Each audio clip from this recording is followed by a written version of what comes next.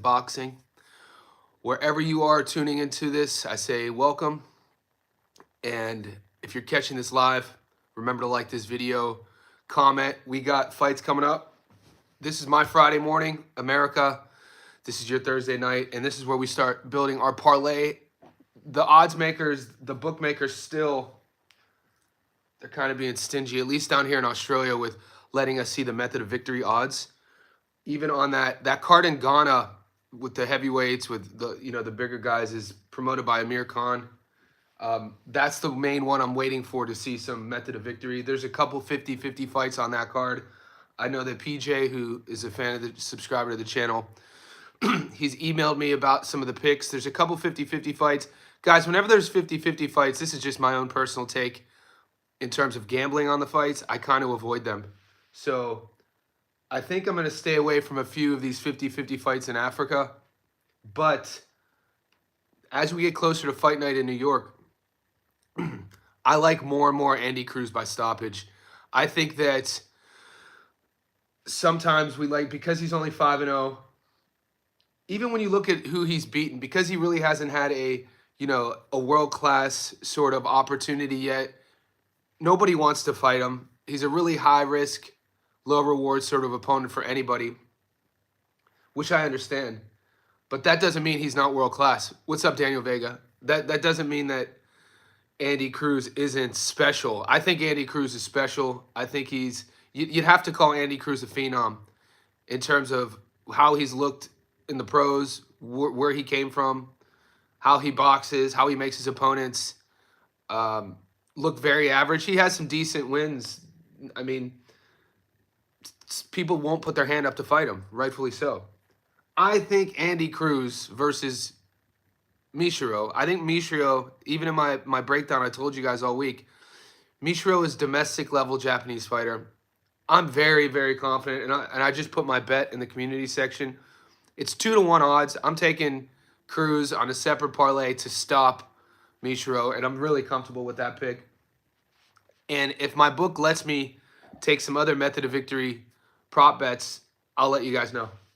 But on that card in New York, the parlay, my long parlay, and I'll put this in the group, a lot of the favorites. There's a lot of home cooking. There's a lot of fun fights. I just watched the press conference here on YouTube for Matchroom. Pablo Valdez, they call him the King of New York, versus Cesar Diaz. Pablo Valdez is a guy who spent 10 years in prison. He's 42 years old. He's fun, though. He has a large fan base. That's an exciting fight. So I'm taking the favorites on the money line in New York. Hitchens, Cruz, Valdez. Taramona is an Aussie heavyweight, 7-0, 7 knockouts. He's fighting. He was supposed to fight on the Jai Apataya card. He's fighting Aleem Whitfield. On paper, Aleem Whitfield's 9-0, but when you look at both guys, when you look at who both guys have beaten, not a lot of winning records. They're both young in their professional career. I'm taking Taramona. If they allowed me to take Taramona by knockout, I would. I don't think they're going to let us. Nishant Dev is that prospect from India. He just made his pro debut. We covered his first fight. Nishant Dev is a guy who is electric. He has an opportunity to put India. We know because of the population of that country, it's almost like combat sports are waiting for a superstar champion to kind of push India through and propel India up the ladder. So far, we haven't seen it. There was a kid from there's a kid. The UFC does this sort of reality show called Road to the UFC, where they hold sort of tournament styles in Southeast Asia, and they kind of have the fighters, a fighter from Indonesia, a fighter from Thailand, fighter from there's some Aussie fighters. And 2 seasons ago, there was a fighter from India who won it. His name was Anshul Jubli. His nickname was the King of Lions. And he won it, and he looked good in the road to the UFC, but I'm pretty sure he either has one victory in the UFC or he might have lost both fights. He's a decent little striker, but he lacks grappling, lacks jiu-jitsu. But if you want to use, when he won the road to the UFC, if you look at like the support India gives their fighters, he went from having like 2,000 Instagram followers to like close to 1 million, just based on population, based on numbers and statistics. Whatever combat sport, whether it's boxing or MMA, who gets a world champion first from India, proper India, not like an India descent, a descent, like, but from India, they're going to like mean a lot to that sport, and this is why they're putting a lot of energy behind Nishant Dev. But India's not a country known for combat sports. When you think India, cricket, at least down here in Australia, that's what I know. And Dev was on the list. Yeah, Dev was on the list of Turkey when Turkey made those 2 tweets a couple days ago. Controversial tweets. You don't have to agree with them. We talked about it yesterday on the live stream. I'm not on the side of agreeing with him when he said about both. I don't agree with both tweets. Granted, who am I to gatekeep his list? But especially the thing about a new era of boxing and running, and it's like, shut up, dude. You don't know how to fight. But Nishant Dev was on that list, and that's why he's on this card. Dev Curry is going to be a future champ. And Zachwin Moses. What's up, gold member? And Zachwin Moses is Shakur Stevenson's cousin. We've covered Zachwin. He's 3-0. I did a video maybe a year ago on future prospects, and I listed him. So there's a lot of hype around him as well. The matchups on this card, like I said, money line. If you just take the money line on the 7 fights I told you, you're not even getting, $1.10, $1.09, a lot of $2s. But I don't even see an opportunity for an upset. If, Terramona is legit. Like I said, Nishant Dev. But on a method of victory, if you missed it, if you're just tuning in 7 minutes in, we talked about the fight all week. I broke it down. Andy Cruz is going to stop Mashiro. I've been thinking about it all week before I was going to say it straight up. Zachwin Moses is a defensively skilled fighter, comes from the amateur background, the U.S. amateurs, defensively sound. When you post here, I'm doing it today. So Chivo, hi, what's up, guys?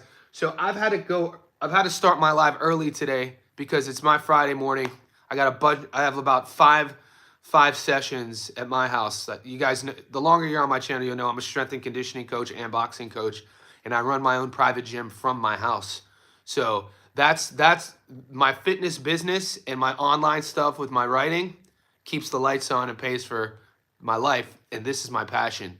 So because of that, I have clients starting in about 40 minutes, and I have about 3 to 4 hours, Jerry style, 3 to 4 hours of clients, and then I'm going to post my long parlay on our post section, and I'm going to go live again because there's some more fights. I'm just kind of waiting here to see if my sports book is letting me take method of victory odds. Andy Cruz versus Murataya. Yeah, and Murataya, it is a good matchup. And Johnny, great point. I should have mentioned that. If Cruz, which he should, get through Mashiro, I think he's going to stop Mashiro. It puts him in a position to fight Murataya. And look, Murataya is fun to watch. I'm a fan of Murataya, but I think Andy Cruz beats him too.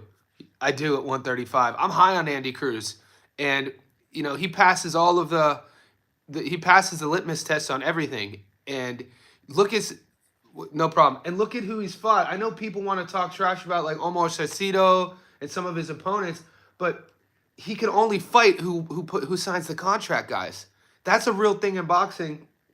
When people, all right, there's one thing with there's a guy out of Texas right now. I apologize if I don't know his name. I think he has a record of 43-0, 44-0. He's 28 years old. I think he might be a welterweight. I forget his name. It's a crazy 42-0, 43-0. He doesn't fight anybody. Domestic level, probably a B-level domestic guy. You look at 43-0, and that isn't an outcome of people not wanting to fight him. That's an outcome of picking and choosing who you want to fight. Andy Cruz's 5-0 is not that. No, it's not Virgil Ortiz. Virgil Ortiz is a dog, Johnny. Virgil's world class. It's not Virgil. It's a guy that every now and then in the boxing forums you'll see his box rec get passed around. So I don't know if you guys see his box rec will get passed around. He's like 28-0. And it'll like people will either be trolling, be like, "Who's this guy? Is this guy next?" And that's how I heard about him. And when you start researching him, there he is. Dude, this is what I learn more. It's Abel Mendoza. I learn more from you guys probably than you learn from me. That's why I love my channel. Not Zerto. No, not Zerto. Abel Ramirez. It's Abel. What's up, Willy Wonka, Johnny? Guys, wherever you are, could you like this video? Wonka, the money line parlay so far. And Zachary, Zerto, Jaime Munguia used to be like that. A lot of people, so yeah, but Abel, my point was I used Abel, his record, in contrast to Andy Cruz's record in terms of there's certain fighters, it is the case where you're not fighting good talent just to pad a record. Andy can't get fights. Andy's world class. Andy's special. And I'd like to debate somebody, and I'm not even saying I'm an Andy Cruz fan. I'm a boxing fan. Personally, the guys that I like are dogs. Dudes with Diego Corrales. Chico was one of my favorite fighters. Not a perfect record. Gotti, not a perfect record. My point is, what's up, Johnny? Another good wicket. Yeah, my point is, I'm not hyping Cruz up because I'm a fan of Cruz. I'm hyping Cruz up because he's talented. And when you watch what he does in the boxing ring, he 100% should stop Mishiro. That's one of my prop bet locks of the week. So if you want to write that down, I am taking Andy Cruz to stop Mishiro. I'm not going to get fancy and pick around. That's 2-to-1 money. Your books, wherever you are, should be offering you 2-to-1 money on Cruz stopping him. Close to 2-to-1. So I'm comfortable with that. So far, our long parlay. I'm not taking any risks in New York. I'm going to take all the favorites. Yeah. Willie, I'm confident in that. And it's taken me until Friday morning right now to speak that because, I broke the footage down. I did film study. I've watched a lot of Mishiro's footage. I watched some of Mishiro's opponent's footage, what he's done recently. And I know Andy Cruz. I've seen him fight.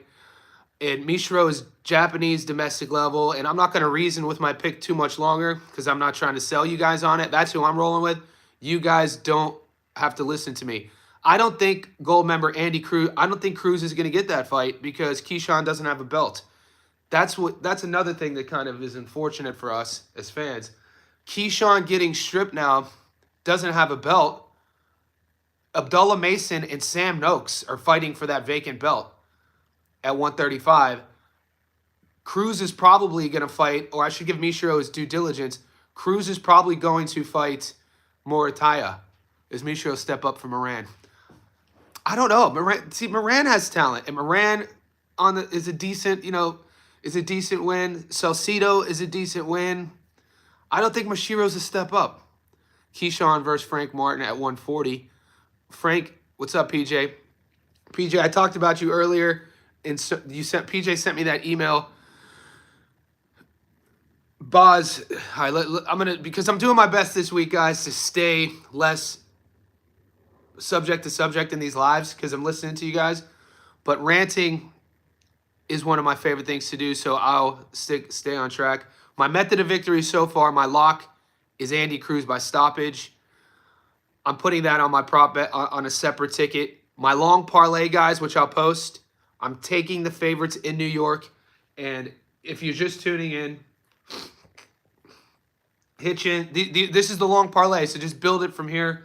Hitchens, Cruz, Pablo Valdez. Valdez is a guy nicknamed King of New York, served 10 years in prison. He is 42 years old, but he's going to win this fight. The heavyweights, Terramona Jr., Nishant Dev, not a lot of value. He's a huge favorite. Let's go to Argentina real quick.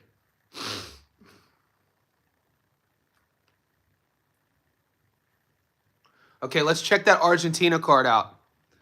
And I featured the main event on that card. They're doing a 2-day event in Buenos Aires, but they're only giving us day 2. So in Buenos Aires, they're doing this boxing 2-day event, knockout to drugs. I think it might be an international thing because I remember these tournaments in my hometown growing up in Ohio. Pablo Valdez used to use his prison mattress. Yeah. Guys, if you're unfamiliar with Pablo Valdez, do your research. This is why we love boxing. You know what I'm saying? Because boxing is filled with sort of stories like this, whether they're good or bad, sad or happy, redemption, or, guys who lose everything. But Pablo Valdez lost 10 years, gave away 10 years of his life to go to prison, I'll put it that way, and got out, started his pro career, I think, at 35 in 2019, 2020. has a handful of fights. He's 42 years old, and he sells a lot of tickets. Eddie in the media this week was talking about how many tickets are for Pablo Valdez. He has a cheering section, so that's a fun fight you want to tune in. But let's take a look at Argentina. Now, a fight that I broke down and analyzed, Nonito Donaire and Andres Campos. I want to reiterate the fact that if this fight were taking place in 2019, if Nonito Donaire was the version of himself who fought Naoya Inoue the first time, he dog walks Andres Campos. He does. Campos is a good fighter, good hand speed, doesn't have one-punch knockout power. But when you think about Nonito Donaire, he's a future Hall of Famer, 4-division world champion. In his prime, Donaire was instant, like, virality. His lead hook. There's certain fighters, not all fighters have this. Even Hall of Fame fighters don't have a trademark punch, depending on their style. Nonito Donaire is one of those fighters who has a trademark punch, his left hook. He's not that guy anymore. He hasn't fought in 2 years. We haven't seen Donaire since the Errol Spence Jr. Bud Crawford card. He looked really old in that fight. He looked slow and sluggish. He's just not the same guy. And we know what happened the second fight against Inoue. He got knocked out. The first fight was in 2019, 6 years ago. I have to go with Campos, 28 years old. I know he's coming up from a smaller division. Like I said, if this was prime Donaire, I wouldn't bet against him. But it's really hard for me to put my money on a 42-year-old Nonito Donaire who looked so bad 2 years ago. So that's my reason. And if somebody wants to, and I understand why people who are going for Donaire, their reasoning, because it's Nonito Donaire. And I think there's a, what's up, Jinru? Appreciate you wherever you're tuning in. Guys, wherever you're tuning in, could you like this video? Also comment, let me know where you're tuning in at. We already covered the New York City card. I told you my method of victory pick. I told you we're building the long parlay. If you're catching this late, I'm also going to post my bets in the community post section. So just some of you guys are just learning how to navigate the YouTube interface. Go to my channel. You'll see videos, shorts, playlists, and then you'll see posts. What's up, Atlanta, Joseph? In that post section, you'll see that's where I'll post my bet slip. And you guys don't have to listen to me. Everything, some of you guys pick and choose. But the one thing I will give you is my reason on why I'm betting which fighter. So we're in Argentina. I like Campos on money line. You're getting over 2-to-1 money. He's a $3.30 underdog. So Donaire is the favorite in this fight. There's a lot of money on Donaire, but I like Campos. I see Campos sparking the upset. $100 on Campos gets you $231 back on my book. I'm gonna probably put Campos on a parlay to fatten the odds up, but I'll let you know. And that is the only fight on that card that they're letting me bet on. Let's take a look at Mexico. We got a Mexico card too. So guys, there's a lot of options for you guys to make money. We have Amir Khan's card, which is in Africa. What's up, Baz? I appreciate you. Ireland in the house. Awesome. One of the homeland of fighting. There's a lot of money for us. So what you guys are going to have to do is either ask questions. What's up, Goat? Goat's the man. And pick and choose what you want. There's a couple 50-50 fights that could add a lot of juice on your parlay. And if you're comfortable, that's one route of going. There's a couple underdogs, whether they're, it's Andres Campos in Argentina. There's the Mexico card. Daniel Gosh, 130-50 knockouts. Alate. That's the fight, PJ. So Alate, and this is, and PJ, if you just got on the stream, I talked about you in the beginning of the stream. How you sent me your picks and how I was torn. Usually 50-50 fights, not on the world level, I kind of avoid. And he's talking about, this fight is part of Amir Khan's fight card in Africa. And he's talking about Daniel Gorsh versus Alate. Gorsh is 15-0. Alate is 10-0. One's ranked 64 in the world. One's ranked 69th in the world. My odds on that Gorsh-Alate fight, almost 50-50. There's some. It was 50-50 last night. There's been some money that's come in on Gorsh. So right now, Alate is the underdog. You put 100 on Alate on the money line, you get your money back plus 118 bucks. I'm kind of leaning that way. I kind of like Alate to beat Gorsh. I do. That's not my for sure yet. Like I said, it's my Friday morning. I only got I'll be able to stay on this live for another 15 minutes or so. Then I got to go coach. And then I'm going to come back on, and then I'm going to give you in stone my long parlay, and I'll post it as well. But I'm leaning towards Alate. I like the money on that. And then also, I like Brandon Glanton in Ghana. If you can find Brandon Glanton by stoppage, take that bet. And then there's some other sort of gimme fights in Africa, like Abdul Khan is going to win that fight. O'Hara Davies, even though I don't like betting on O'Hara Davies. What's up, Fast Car? Fast Car, who do you like? Guys, if you guys have done your research on the Gorsh versus Alate fight, who do you guys like in that? Cruz knockout, Hutchins knockout, Campos decision, 38-1. Look at that, Boz. And mate, those odds are insane. Why not sprinkle some money on that? So our boy Boz coming from Ireland. Cruz stoppage, Hitchin stoppage, and what was the third one? 38-1. Those odds look very enticing. So that was an example. Boz, put up a 3-leg parlay, 38-1 odds. That is a perfect example of the opportunity this weekend to make money. It's going to come down to piecing together some of these lesser-known matchups, and then if your sports book will allow you to do a method of victory bet, because I definitely love Andy Cruz at 2-1 money stopping Mishiro. 2-1. I think that, and then so yeah. If any of you guys have done your research on the Gorsh fight, I want to know your opinion on this. Daniel Gorsh versus Alate. It's in Ghana. Campos. Oh yeah, in Campos. Okay. Hey Johnny, do you know anybody who bets in Texas? I'm trying to figure out if I can or not. Jose Acosta. I know that a couple of the boys from Texas, I think there's a way around it. So Jose Acosta, if you're in contact with Muscles, I know Muscles is, he doesn't live in Texas, but he's connected with Gary from 3D Boxing. And Gary talks about this on his channel. Go to 3D Boxing and message him. Or there you go, Zachary Scott's in Texas. Perfect. Jose Acosta, message Zachary Scott. Because I know there's a workaround, something of what you guys have to do. And that's insane to think about that in this day and age that you guys don't get the opportunity you're not allowed to gamble. How much are you getting Andy and Hitchens losing? Okay, Mark, let's check that out. So if you want to take Mishiro and George on the money line, 74-1. That's insane. So George Campos to beat Hitchens and Mishiro to beat Andy Cruz on the money line is 74-1. Now, the longer you're on my channel, you're going to hear me say this over and over. PJ, I don't want you doing that, mate. Like I said, PJ, don't cash out. Well, do what you want to do. Do what you want to do. I'm not going to tell you what to do with your money. It's just that I'm still kind of torn on it. But where I was getting at with with the question, if you take George and Mishiro to win at 74-1, I will never give you guys a bet based on odds.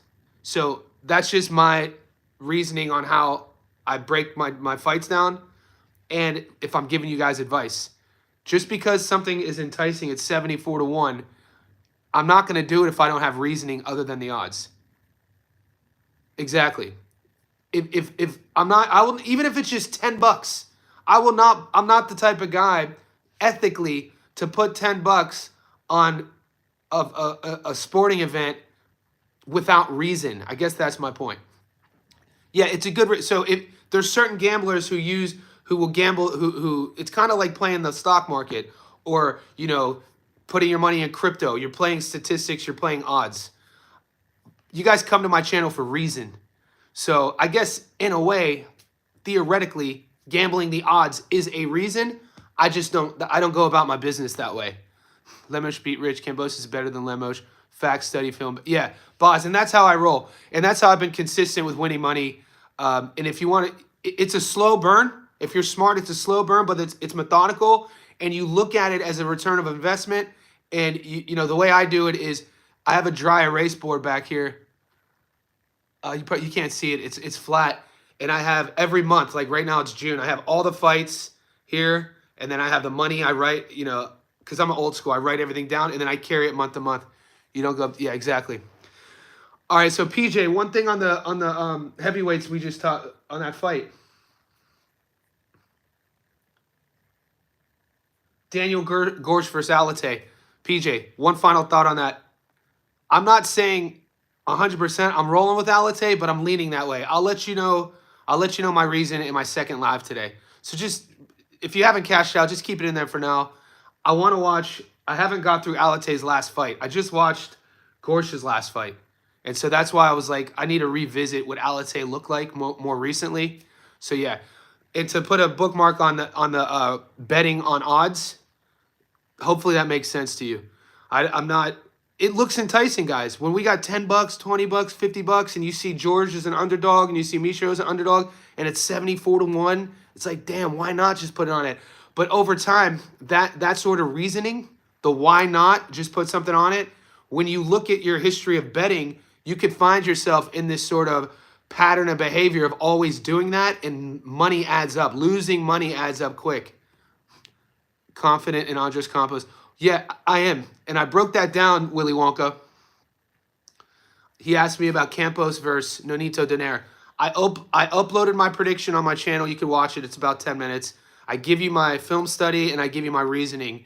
And the first thing I say in the breakdown of Campos versus Donaire is that if this was Nonito Donaire in 2019, this fight wouldn't be close. They wouldn't even made this fight. But this is not the 2019 Donaire, because the 2019 Donaire gave Naoya Inoue everything he could handle and more. That was a hell of a fight. It went the distance. We know what happened a few years later when Donaire fought Inoue again. He got knocked out. We know what happened when we last seen Donaire 2 years ago on the Errol Spence Terrence Crawford card. He looked awful. He did. He's a future Hall of Famer, 4-weight world champion, one of my favorite guys in his prime, one of my favorite left hooks. His left hook is atomic. And we do know, guys, the last thing to leave is power. So you have to think the power will be there. But I told you guys earlier in the week, when you look at it from a sort of scientific approach of the plyometrical equation of how to get to power, think about when you're looking at athletes in the training and they're doing body weight lunges, side-to-side jumps, box jumps. Those are called plyometric training, using our body weight to create energy. Energy creates force. Force creates power. So my point is, the first part of that is speed. In order for Donaire to develop that lead hook that was iconic, which put him in the Hall of Fame, it was his speed. What's the first thing to go in a boxer? Speed and reflexes. What's the last thing to go in a boxer? Power. This is why you see normally, historically, heavyweights are able to have a longer or at least more successful career the older they get. Because they have that power. Donaire, I don't know, man. Campos is 28 years old. The youth energy. He's gonna have the speed advantage. I'm. All my reasoning comes down to I can't look past Donaire being 42. I can't look past Donaire what he looked like 2 years ago. I can't look past the fact that he didn't look great the last time we saw him, and he's been out of the ring. And it's hard for me to put money on him right now. And that all of those reasons are strong enough for me than to say that in their prime, Donaire dog walks Campos. I almost feel sad betting again. I know. Horace, great point. Me too. Me too. Miss the money. Yeah, I will. I'm a Donaire fan, guys. I don't like this matchup. I don't like seeing guys come back like this. It's the same thing with Barrios versus Pacquiao. It's the same thing. Like, Pacquiao, he's 46. I don't want to see that. I mean, I'm going to watch it. I don't want to see it. I don't want to... Donaire took a lot of, he's taken a lot of damage. So far, Mar the Prince, my method of victory, my lock right now is Cruz by stoppage. So that's the one that I've gotten to. That's the one that my sports book is letting me pick. And I'm starting my method of victory, Cruz by stoppage, 2-1. I'm strong on that. I would never sit here and tell you that there's such thing as a lock with a method of victory bet with 2-1 odds, but I think this is a lock. And we could revisit this if I'm wrong. I think Andy Cruz is the guy that I think he is. I think he's the guy that he thinks he is. And dare I say he's, I said the word special, but isn't it fair to call Andy Cruz a phenom? The word doesn't get thrown out a lot. I hear the word phenom being attached to lesser talented guys in the boxing world. Andy Cruz is that guy. I'm pretty sure he's that guy. Everything I've seen from him, he's that guy. 5-0, 2 stoppages, 2 out of his last 4. And I'm only talking about his pro resume. I'm not one of these guys, 7-12. Okay, yeah. So, GOAT, I said it earlier, it depends on how fancy you want to get. I'm comfortable with how heavy I'm going to take on my prop. I'm just going to pick the stoppage. But you could juice in those odds up if you take that margin of when he gets the stoppage. And if you're happy with the stoppage, you'd have to think with Cruz's style, doesn't have one-punch power, it would be mid to late rounds. So, GOAT, I love that pick. There's reason on that pick. There's film study on that pick. And also, guys, the winner propels himself to a world title shot because, look, you could dog or dodge a fighter all you want, but when that fighter gets a belt, then it's kind of like, hey, come get me. And you got to think Cruz wins this fight. He fights Raymond Morataya for his strap. And then all of a sudden the division gets real fun because we know Keyshawn got stripped, and I'm pretty sure they ordered Abdullah Mason to fight Sam Noakes. 2 young, good fighters at 35. And then, I think that's for the WBO. And then Morataya is the IBF. And then, think about potential matchups. Cruz gets, the winner of Cruz and Morataya unifies at 35. It becomes a really interesting division. Look, with Tank Davis, Tank is locked up with Roach. I don't think Tank would ever fight Andy Cruz. It'd be fun to think about. It'd be fun to, or could you, thinking about Tank versus the winner of Mason or Noakes. I don't think that would happen. I don't think Tank is the type of guy we haven't really seen him give a prospect. The division's shifting because you can't call a 21, 22, 23-year-old prospect if they're a champion. So it's interesting. Cruz and Hitchens via decision. I could see that. The only thing that would worry me, Richard, on that is Cruz stopping Mishiro. And if you're not worried about that, take it. But if you're going to put that on a long parlay, you might as well just take Cruz on the money line. Yes, Mar. Cruz versus Stevenson would be really fun. I'm really excited to see what Shakur looks like against Zepeda. And we can't forget about William Zepeda. William Zepeda could easily go in there, and if he has things his way, and we know he weaponizes his cardio. We know he doesn't have that one-punch knockout power, but he gets a lot of stoppages because he drowns people. And, Shakur's obviously really, really comfortable punching, backing up, moving backwards. But, early on in his career, there is film footage. People forget there was a time where Shakur would sit there and trade. I always refer to that Jamel Herring fight. That's the Shakur I'm always waiting for. He's had some good exchanges. Has he been really hesitant to stand and trade with big punchers like we saw against De Los Santos? Yeah. He said it. Business decisions. And you got to respect that, especially if you're a real boxing fan. You have to respect that. Katie Taylor and Barrios via decision. Rico, we know the Taylor matchup. The Barrios decision kind of worries me too, because then you're leaning on the fact that Pacquiao could go the distance. The odds have dropped dramatically on the Cruz stoppage. Vegas knows something is up. Yeah, so that's what I'm saying. Down, wow, 105 down to 170. Okay, maybe. And guys, it's getting closer to fight night too, so a lot of that has to do with late money coming in.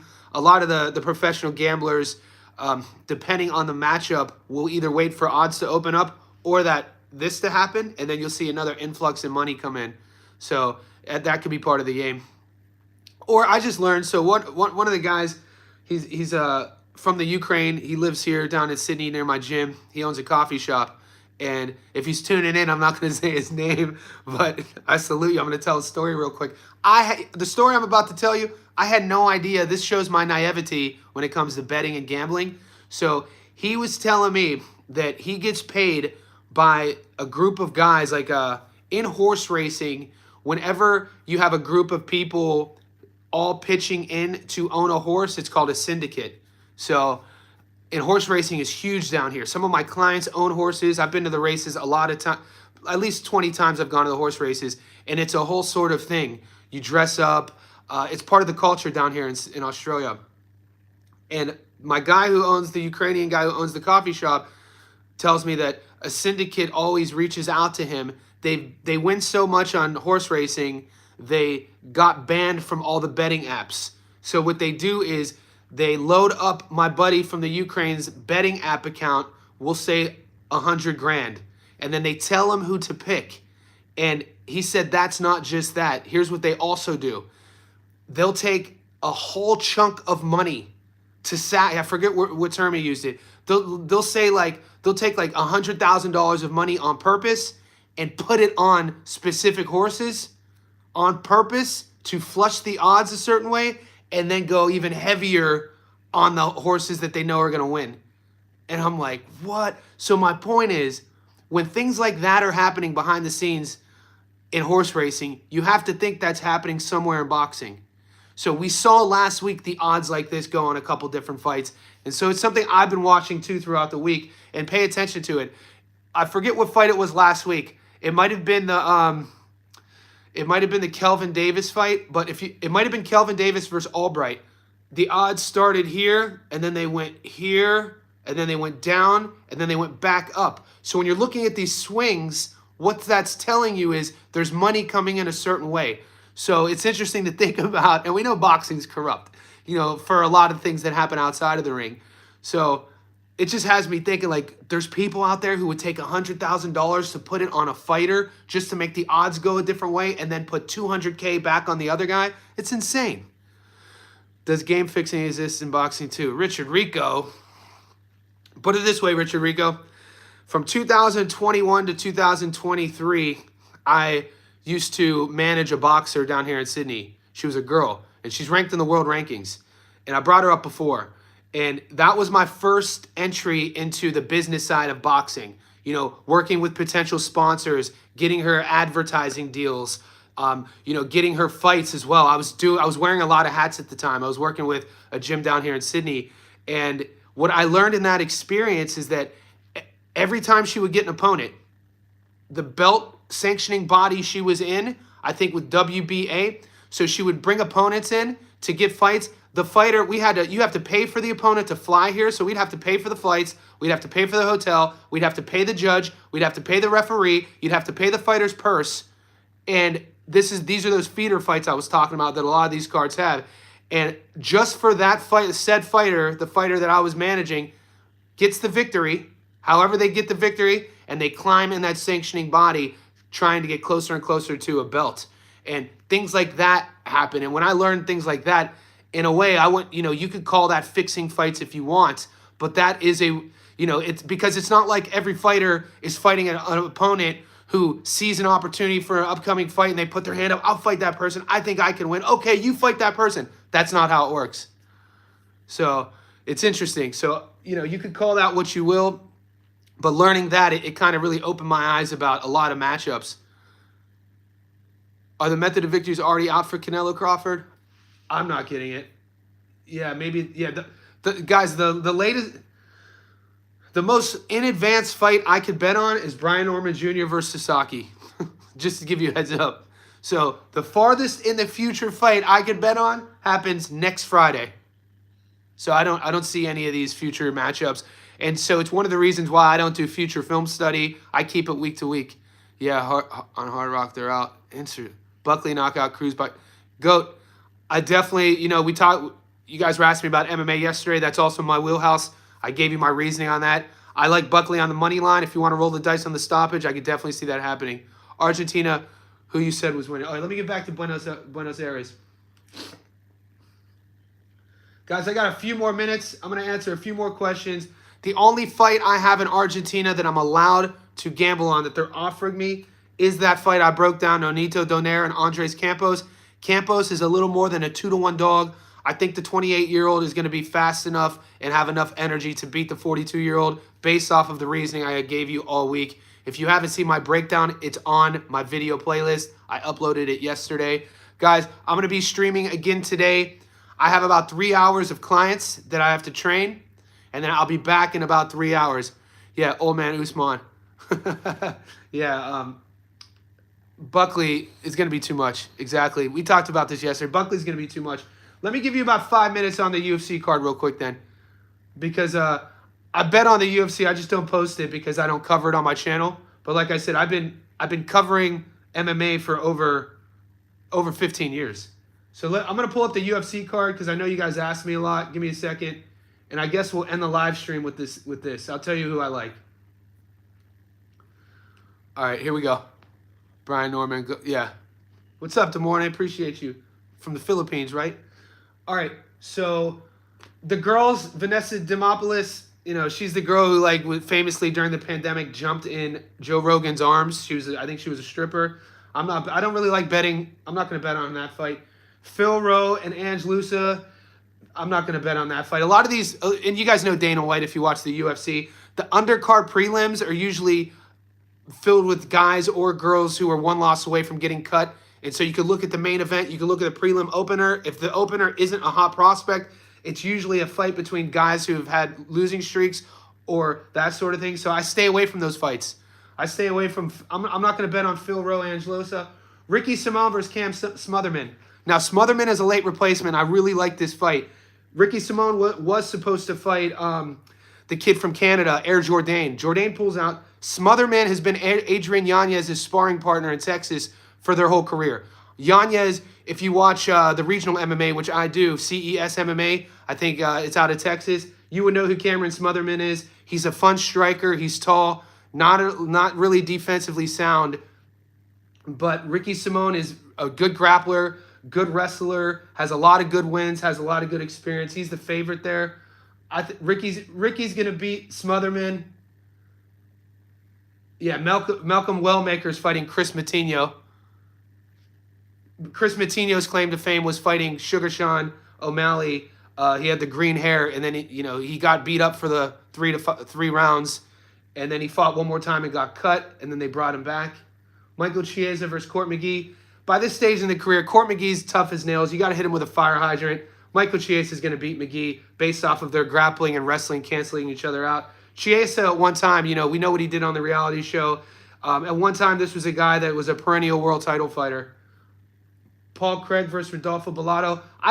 Based on their styles and Paul Craig, we know that he's always prone for an upset. We know that he could tap you out anywhere. He's known for pulling guard and tapping you out from his back, and we've seen him do that before. So if you're feeling froggy on an upset, I'm not going to say it's a lock, but I always like betting on Paul Craig. I've won a lot of money on Paul Craig before. Yeah, the Ochoa fight, I thought I covered that. Cody Durden versus Ochoa. When you're looking at those odds, it's close to a 50-50. All you got to know about Cody Durden, he comes from American Top Team. He's a good wrestler. He's a good grappler. He's gritty. His problem and his shortcomings, I feel, is sometimes he stays in the pocket a little too long. He will exchange with you. You have to fight that guy's ego. This is the dude on late notice. He's had kind of ups and downs in his career as of late. And I know the money is on Ochoa, but it's once again, Durden's one of those guys that have burned me on the betting against him before, and I've won money on him before. So historically, I kind of don't bet on Cody Durden. You've seen I just seen him have good performances, and then I've seen him get stopped really quickly. So if you like that fight, that's up to you. Like I said, there's certain fighters I stay away from, like the Angelosa fight. I'm staying away from Phil Rowe. So if you like that, that's on you. I like Chiesa, like I said. Alonzo Menefield, Umar C. Menefield, this is another guy, who at one time people had a lot of high hopes for. Now he's just kind of become a gatekeeper for whatever it is. And he's a big underdog in this fight. Cody Brundage. There's a lot of kind of domestic level UFC guys here on this card. Cody Garbrandt versus Hani Barsalis. Cody, we know what he was when he was at his best. His hand speed. If somebody's chinny, Cody's chinny. Edmund Shabazian versus Petrosky. That's a fun fight. All right, I would take Rose. I think Wellmaker's going to get a stoppage because I got to run, guys. Wellmaker's going to get a stoppage. Rose Namajunas is going to beat Miranda Maverick. So whatever you get the odds on Wellmaker by stoppage, Namajunas money line, and Buckley money line. That's pretty decent odds. So I'm gonna do that. And you know what? From here on out, I'll post my UFC parlay too for you guys. But guys, I gotta run. I got a client here in about 15 minutes. It is 6:40 a.m. Friday morning. I'm gonna be going live in about 5 hours. I'm gonna post my long parlay, my method of victories, and now I'll do some UFC bets for you guys. Stay tuned to the channel, like this video, and wherever you are, I say thank you for supporting me. Let's get this money.